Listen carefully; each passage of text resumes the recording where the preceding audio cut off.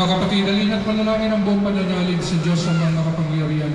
Binuhay niyang muli ang anak niyang si Kristo upang maging pagkabuhay ng lahat ng tao. At itutugon, amang makapangyarihan kami iyong kaawaan. Amang makapangyarihan kami iyong kaawaan.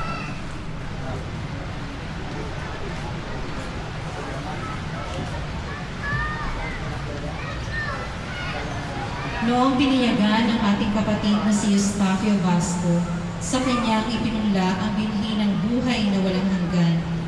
Naway umani ito ng pagkabuhay sa piling ng mga banal sa kalangitan. Idalangin natin siya sa buong may kapal. Ang lahat ng namatay na umaasang muling mabubuhay ay malugod nawang tanggapin ng Diyos sa piling niya sa kalangitan. Idalangin natin sila sa buong may kapal. Ang lahat ng ating mga kapatid na naririto, ang mga nagdadalamhati at nalulumbay, at ang lahat ng nasa kanila'y nakikiramay ay magkakasama nawa sa langit.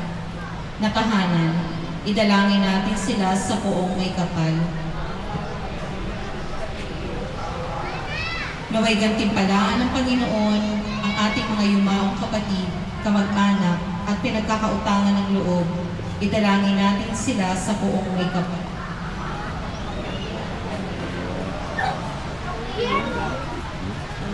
Ama naming mapagaling ay pagkaloob mo sa lahat ng pagkain sa kay Kristo ang muling pagkabuhay sa piling mo. Kasama na yung anak ng Espiritu Santo, magpasawalang hanggan. Magsilpo po tayo.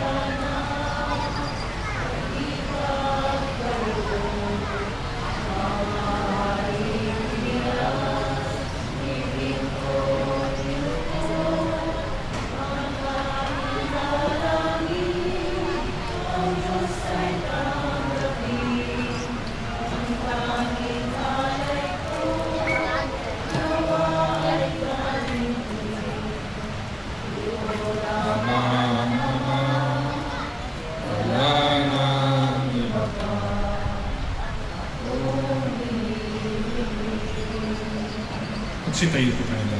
Manalangin kayo mga kapatid upang tayo pag-aayong ito ay kalugdan ng Diyos sa bang makapangyarihan. Ayon sa iyo mga kamay, sa kawalan sa ating kapapinabahan sa sambayan ng iyong banal. Manaming lumika sa aming pag-aayong ngayon para kay Tito, ililulhog namin kanya nawang makas harap sa paghukom ang iyumaway ng anak na siyang nililitis ng may habag pakundangan sa pananalig na matapat sa kanyang mapagmalasakit na pagliligtas. Kasama bilang aming tagapamagitan kasama ang Espiritu Santo magpasawalang hanggan. Sumayin niyo ang Panginoon, itaas sa Diyos ang inyong puso at diwa. Pasalamatan natin ang Panginoon ating Diyos. Maraming makapangyarihan tunay na marapat na ikaw ay aming pasalamatan sa magitan ng supiso namin, Panginoon. Sa gabi ng kamatayan ay pag-asang sumisilay ang muli niyang pagkabuhay na aming tinabukasan. Loob namin lumalakas na yung aming natitiyak na kamatayan lilipas, di ito ang aming wakas. Sandali ng pagpanaw ikaw ang aming hantungan, kami ngayon namamatay sa iyo bukas mabubuhay. Kaya kaysa mga anghel ang sisingawat ng pagpuri sa iyo, nang walang upay sa kalangitan kami nagbubuni sa iyong kadakilangan. Ito, Santo, Santo, Panginoong Diyos ng mga hukbo, napupuno ang langit at lupa ng kadakilangan. Masana sa kaitaas, pinagpalang na paligid ko sa ngalan ng Panginoon. Masana sa kaitaas. Manaming banal, ikaw ang makalangkad ng kabanalan. Kaya sa pagkitan ng iyong Espiritu, gawin mo ang mga kaloob na ito upang para sa amin ay maging katawan at dugo ng aming Panginoon na Jesucristo. Bago niya pinagtiis ang pusang loob na maging handog, ginawa pa niya ang tinapay, pinasalamatan kanya, pinaghati-hati niya iyon. Inabot sa kanyang alagad at sinabi, tanggapin din niyong lahat ito at kanin, ito ang aking katawan na iyang handog para sa inyo.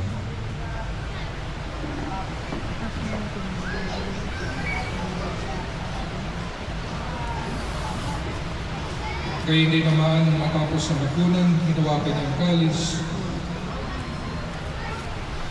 Muli kanyang pinasalamatan, inabot yung kalis sa kanyang alagad at sinabi, tanggapin ninyong lahat ito at inumin ito ang kalis ng aking dugo.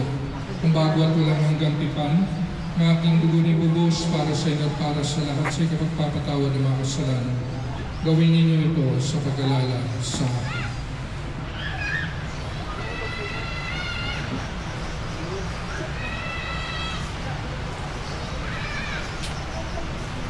Pagbunin natin ang misteryo ng pananampalataya. Si Kristo ay namatay, si Kristo ay nabuhay, Kristo ay babalik sa atin. Mga ginagawa namin ngayong pag-alala sa pagkamatay at muling pagkabuhay na iyong anak. Kaya tinalay namin sa iyong tinapay na nagbibigay buhay at ang kalis na nagkakaloob ng kaligtasan. Kami nagpapasalamat dahil kami iyong minarapat na tumayo sa harap mo para paglingkod sa iyo. Sinasama namin kaming magsasalo-salo sa katawan at tugon ni Kristo ay papakuloy sa pagkakaisa sa pagitan ng Espiritu Santo. Abalingapin mo sa bahang naganap sa buong daigdig. Pususin mo kami sa pag-ibig kaysa ni Leo naming Papa, ni Roberto naming Bispo ng Tanang Kaparian. Alalahan mo sa tiglo na tinawag mo mula sa daigdig nito. Kung siya'y binyagan, siya'y nakaisa ni Kristo sa pagkamatay. Ngayon siya'y pumanaw, naway makaisa siya ni Kristo sa pagkabuhay. Alahanin mo ang mga kapatid namin na online, lalo si Mario de Guzman. May pag-asang sila'y muling mabubuhay, gayon din ang lahat ng mga pumanaw. Kawaan mo sila patuloy sa iyong kaliwanagan. Kawaan mo pagkitapatin kaming lahat na makasalo sa iyong buhay na walang wakas.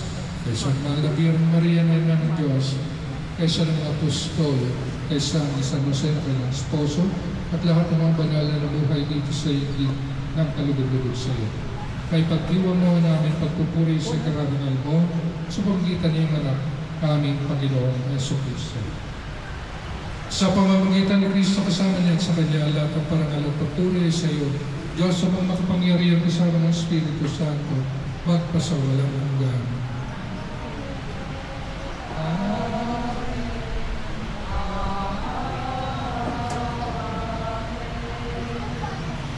Dahil tayo tinipon ngayon ng ating Diyos, bilang magkakapatid sa isang Diyos, tumawag tayo sa ating Amang nasa langit. Aba namin, sumasalangit ka, sambahin ang ngalan mo, mapasamin ang kaharian mo, sundin ang loob mo dito sa lupa. Ano kami ngayon ang aming kakanin sa araw-araw, at patawarin mo kami sa aming masala, para ng pagkapatawad namin sa nagkakasalas. At huwag mo kami palintulot sa tukso, nadyan kami sa lahat. Nilig namin kami nadyan sa lahat ng masama, pagkalooban ng kapayapaan araw-araw. Iligtas sa kasalanan at layo sa lahat ng kapahamakan, samantalang aming pinananabikan, ang dakilang araw na pagpapahayag ng tagapagligtas namin sa Jesucristo.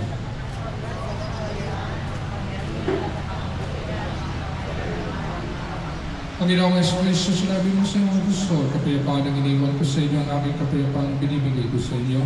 Kung ngayon mo ang aming pananampalataya at huwag namin mga pagkakasala. Pagkalooban mo kami ng kapayapaan, pagkakaisayon sa iyong kalooban, at sama ng Espiritu Santo, magpasawalang hanggan. Kapayapaan ng Panginoon ay laging sumainyo. Magbigayan po tayo ng kapayapaan sa isa't isa. Peace be with you sa inyo. Kordero ng Diyos.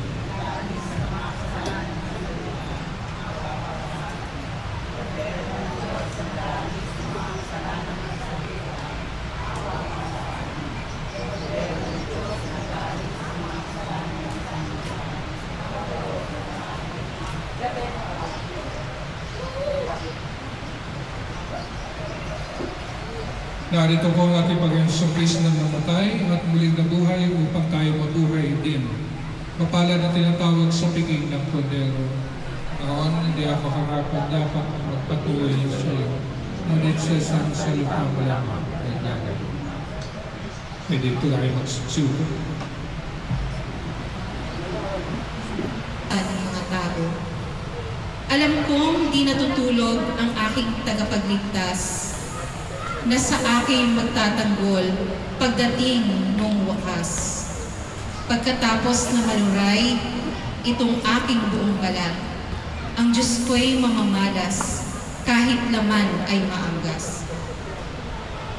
Siya'y aking mamasdan at mukha'y makikita ng sariling mga mata, di ng sino mang iba. Ang salita ng Diyos. Sa Diyos. Salmang tugunan. Panginoon, aking mahal, panalangin ko'y pakinggan. Panginoon, aking mahal, panalangin ko'y pakinggan. Dinggin mo, O Poon, ang aking dalangin. Tapat ka't matuwid, kaya ako'y dinggin. Itong iyong lingkod, huwag nang subukin. Batid mo ng lahat, kami ay sarili. Panginoon, aking mahal, panalangin ko'y pakinggan. Araw na lumipas, aking nagunita, at naaalala ang iyong ginawa. Sa aking isipay, gumuhit na bigla. Ako'y dumalangin, nataas ang kamay, parang tiyong lupa ang diwa kong uhaw. Panginoon, aking mahal, panalangin ko'y pakinggan. Nawala ng lahat ng aking pag-asa, kaya naman Poon, ako'y dinggin mo na. Ako ay umaasa, sa iyo'y nagtiwala, na kung umagay, ipagugunita yung pag-ibig mo na lubhang dakila. Panginoon, aking mahal, panalangin ko'y pakinggan. Ikaw, aking Diyos, ako ay turuan na aking masunod ang iyong kalooban. Ang Espiritu mo'y maging aking tanlaw sa aking paglakad sa ligtas na daan. Panginoon, aking mahal, panalangin ko'y pakinggan. Magsitayo po tayo. Hallelujah, hallelujah, hallelujah, hallelujah, hallelujah. Purihin ang Diyos, hallelujah. Sumainyo ang Panginoon. At sumaiyo rin. Mabuting balita ng Panginoon ayon kay San Lucas. Papuri sa iyo, Panginoon. Noong panahon ng iyon, sinabi ni Jesus sa kanyang mga alagad, maging handa kayo at sindihan ang inyong mga ilawan. Tubulan kayo sa mga taong naghihintay sa pag-uwi ng kanilang Panginoon mula sa kasalan, para pagdating niya ay mabuksan agad ang pinto. Mapalad ang mga alipin na ang butang nagbabantay sa pagdating ng kanilang Panginoon. Nasabi ko sa inyo, paghahanda siya, padudulugin sila sa hapag at maglilingkod sa kanila. Mapapalad sila kung harap na niya silang handa. Dumating man siya ng ating gabi, na madaling araw siya dumating. Tandaan ninyo kung alam lamang ng puno ng sambayan kung anong oras darating ang magnanakaw, hindi niya pababayaan pasukin ang kanyang bahay. Kayo may dapat humanda sapagkat darating ang anak ng tao sa pagkakataong hindi ninyo inaasahan. Ang mabuting balita ng Panginoon. Pinupuri ka namin, Panginoong Hesukristo. Sa katotohanan na parang hindi natin masyadong nabibigyan ng pansin, na bawat isa sa atin ay talagang tututusin, meron tayong dalawang birthdays.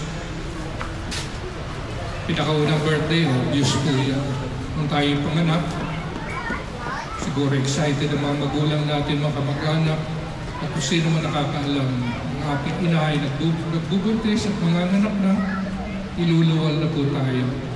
At pagdating nga nung tayo ay usilang, puno ng kaligayahan, kagalakan ng mga tao. Yan po ay kung talaga expected tayo. Alam natin ang isang hindi ganun. Ngunit karamihan, kalimitan ganun po. Ikalawang birthday natin, at tayo namatay na. Ano, naging birthday yun.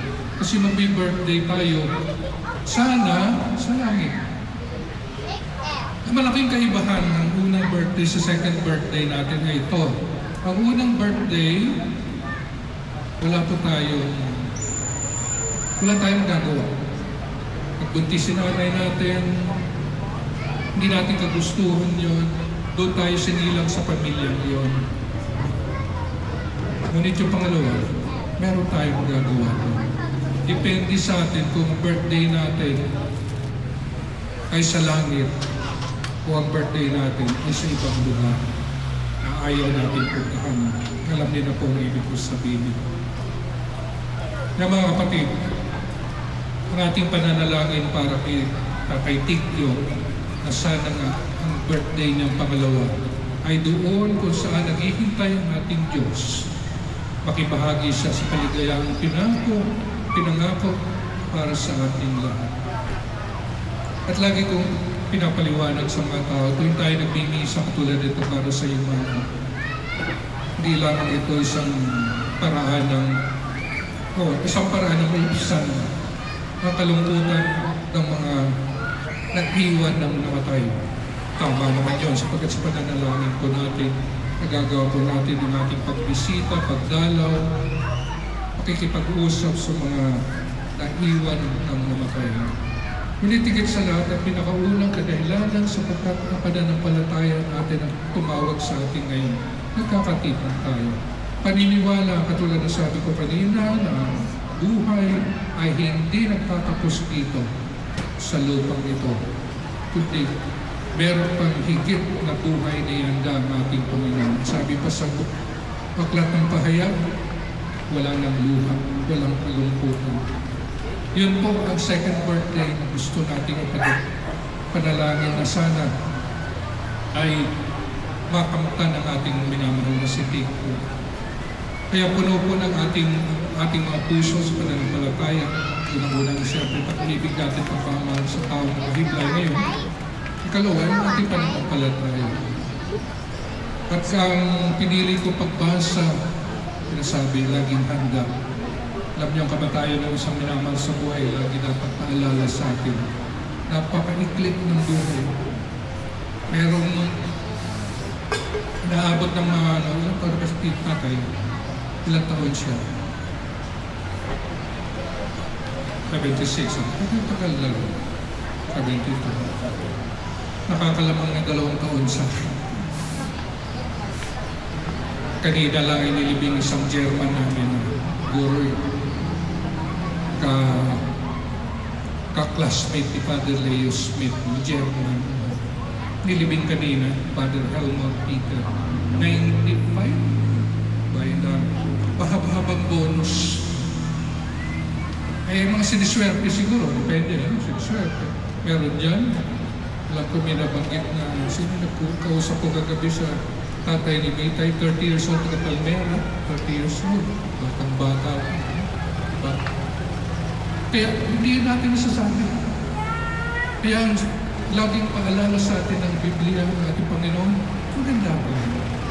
At yun nga, sabi ko sa inyo, second birthday, meron tayong puwersa, may kapangyarihan at may magagawa tayo, makarating tayo sa second birthday ngayon. At yan, sa magitan ng isang talagang matuwid na buhay, pagmamahal sa kapwa, pagmamahal sa Diyos. Hindi lumalayo sa mga. Mga kapatid, magkaisa po tayo at sa ating panalangin, sa presensya ng isang pari nagbimisa ngayon, sama-sama tayo. Ang ating panalangin, Panginoon, para po sa aming namang si Tikyo, patawad sa kanyang pagkukulang. Gantimpala sa lahat ng kanyang kabutihang nagawa, unang-una na sa kanyang pamilya. Kaya pagpatuloy po natin ang panalangin na ito, pag-aalay ng banal na misang ito. Magsitayo po tayo lahat.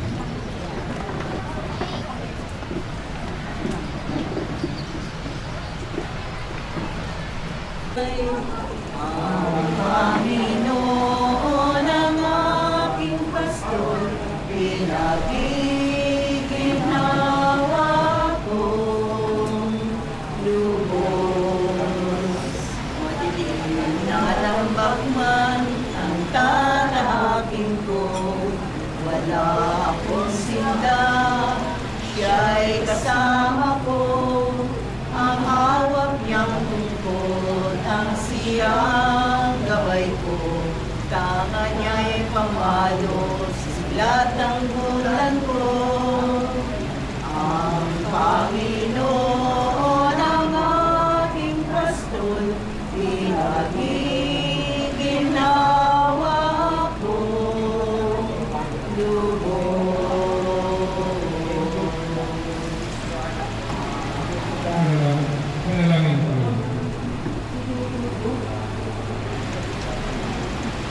Aming mapagmahal nilaga ng inanak sa amin ang kabaong pagsisalo sa banal na piging.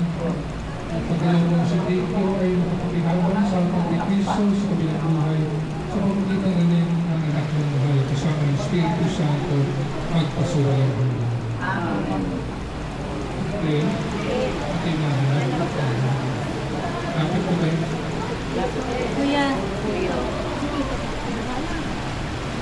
Ayra. Sa Andrew. Dito kayo sa Andrew. Halika. Anak ko. Apo, sila tita. Apo. Isa. Kapit ko ba? Yung mga apo. Tajubi. Sila ay tajubi.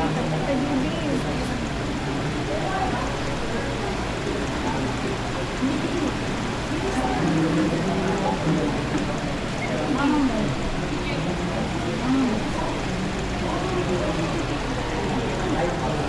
Kapit tayo ulit, kapit.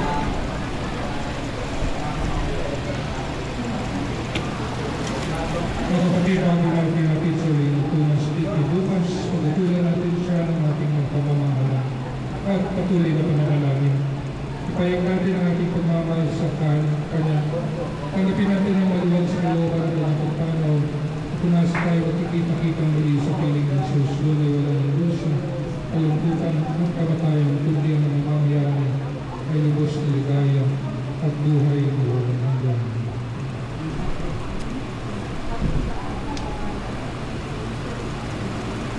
Mga anghel, mga banal, na nasa planetan, hali kayo magsabahan na aming pananaw sa piling ng mga panginoon.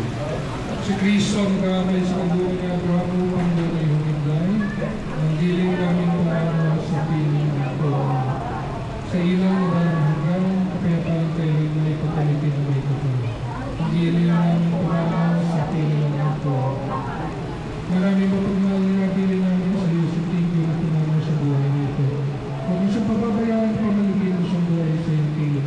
Alang-alang sa iyong awat pag-ibig, kawarin mo na sa amin na mga pagkukulang. Ikaw ang pagkakasala na lang ka na kayo namin. Manatili naman siyang maligaya sa iyong piling kasama yung mga ng Espiritu Santo. Magpasawalang hanggang. Alang sa iyo kapag natumanan at sa piling ka naman sa putong kong may kapal. Pagpapalang ng Diyos na gawin mo sa paradiso na kikita muli tayo. Samahan ka ng Santo kahit na may nahulog na tayo rin ang magsasama-sama. Upang lagi tayo ligaya sa piling ng Diyos.